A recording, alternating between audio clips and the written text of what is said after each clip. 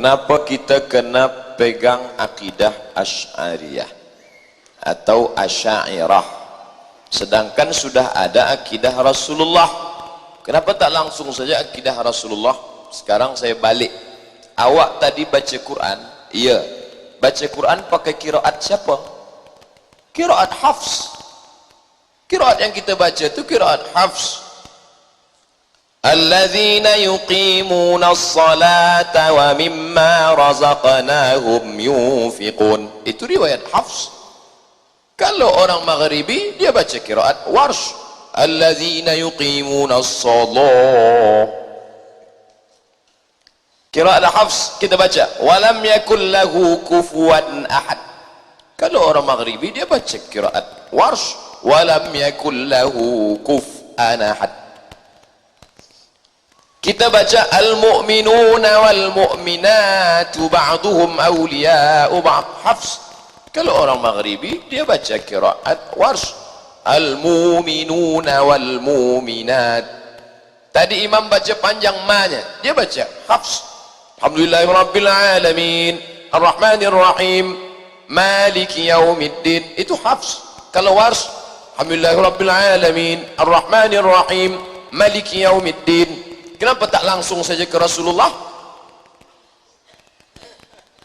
Nah, manakala kita balikkan macam ini, saya kan tanya akidah, bukan tanya qiraat.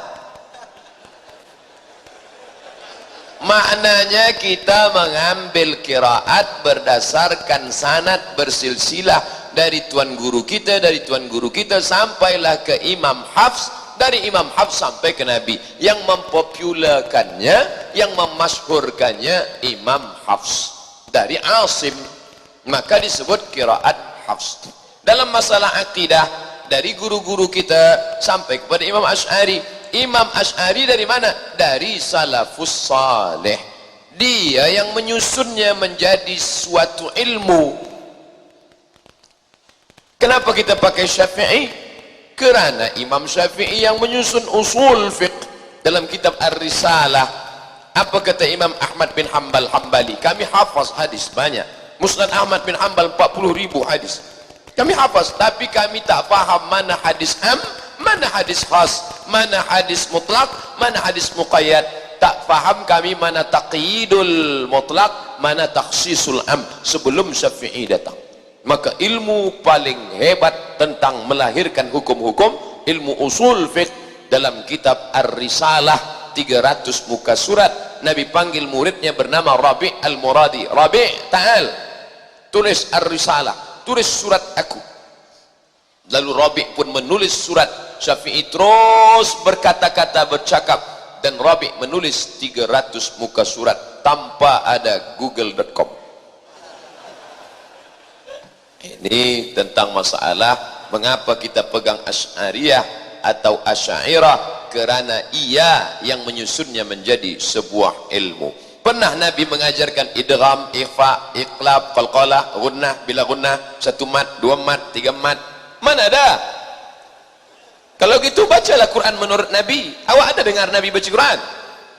Oleh sebab itu maka ada 3 yang tidak ada dalam agama lain. Yang pertama nasab, yang kedua sanad, yang ketiga i'rab. Maka belajar nahwu, memahami kitab. Ra'aitu Muhammadan, marartu bi Muhammadin, jaa Muhammadun. Ini tak ada dalam bahasa Jawa. Dalam bahasa Jawa, I see Muhammadan, I am walking with Muhammadin. Mana ada? Oleh sebab itu maka kita mesti kena belajar baik-baik. Bila ada ustaz datang,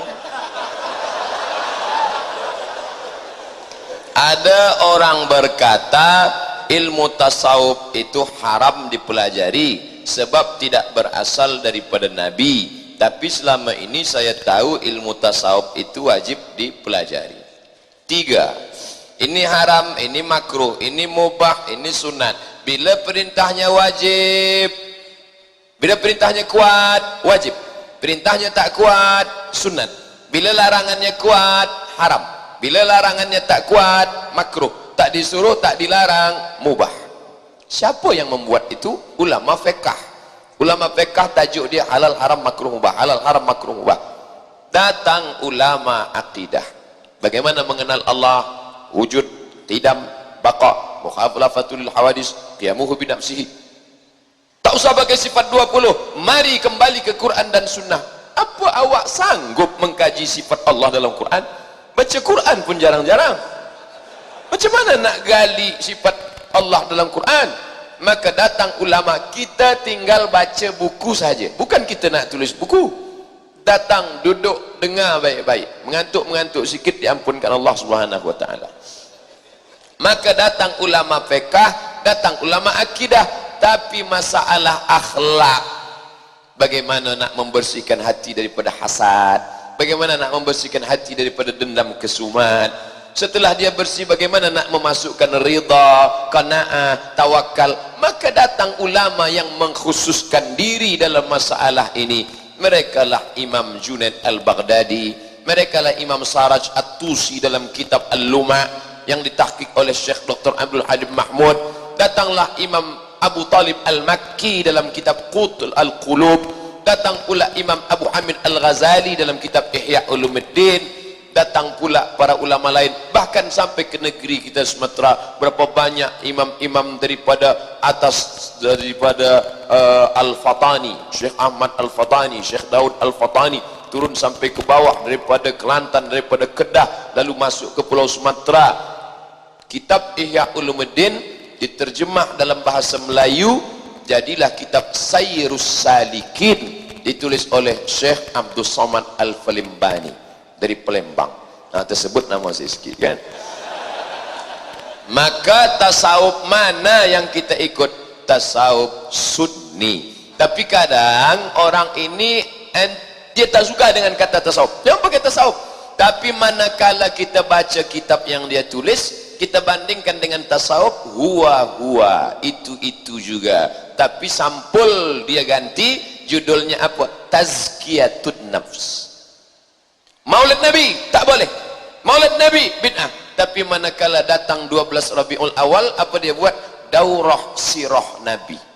Isinya sama, isinya mengkaji Nabi juga. Peringatan 1 Muharram, bid'ah tak boleh. Tapi pada bulan Muharram, apa dia buat? Kajian Muharram, kajian hijrah Nabi, sama.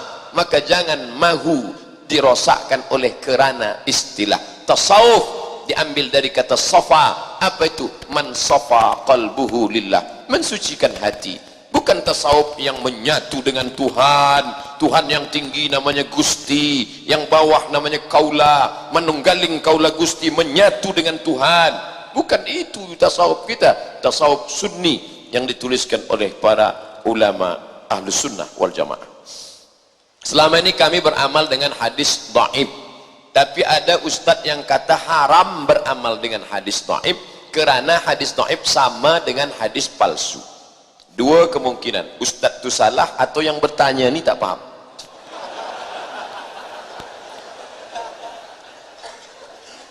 Dengar baik-baik apa kata Imam Nawawi. Ittafaqa ahlus sunnati, ittafaqal ulama ala jawazil amali bil hadis dhaif.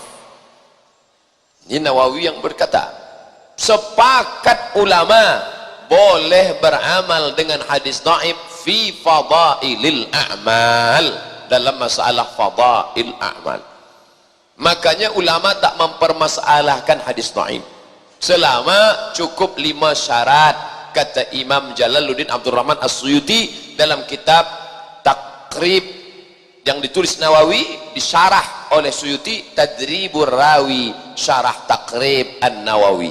Tidak dalam masalah akidah, tidak dalam masalah halal haram, tidak ada periwayatnya yang kadzab, pendusta. Dia dalam masalah fadail a'mal dan masih beri payung, bernaung di bawah hadis sahih, maka boleh pakai hadis dhaif. Allahumma barik lana fima razaqtana wa qina azabannar.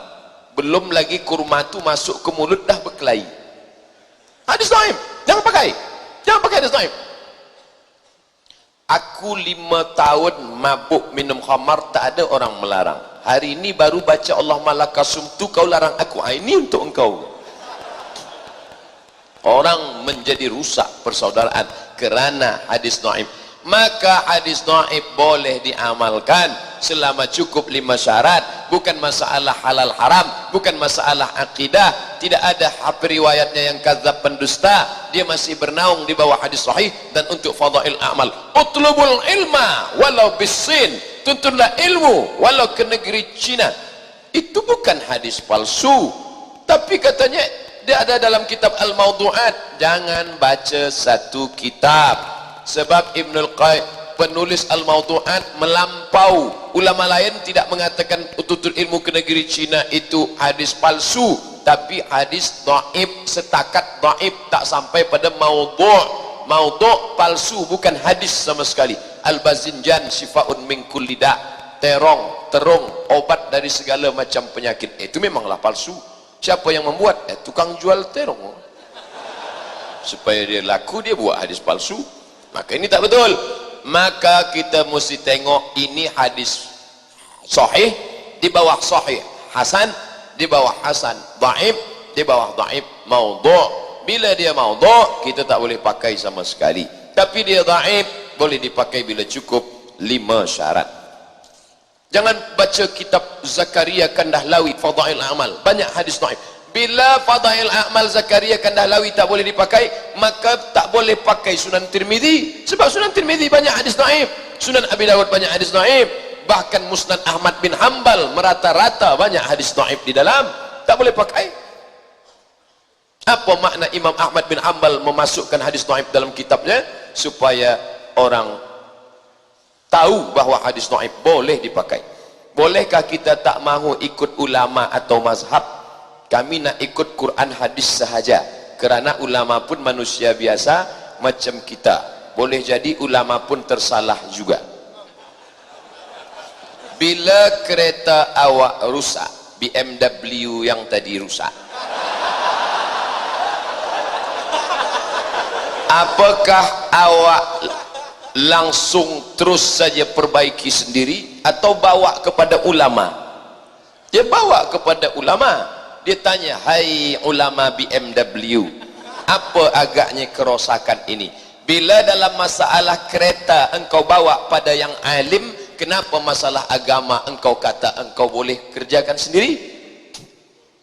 Ini maknanya kita ni manusia macam tangan. Ada tinggi, ada sedang, ada rendah. Ada gemuk, ada kurus. Ada yang 42 kilo. Begitu juga dengan hidung, ada mancung, ada pesek. Ini kita ni memanglah manusia sama. Imam Syafi'i bila ada orang berkata aku dengan Syafi'i tiada beza, bila Syafi'i boleh ambil terus direct ke Quran Sunnah, mengapa aku tak boleh?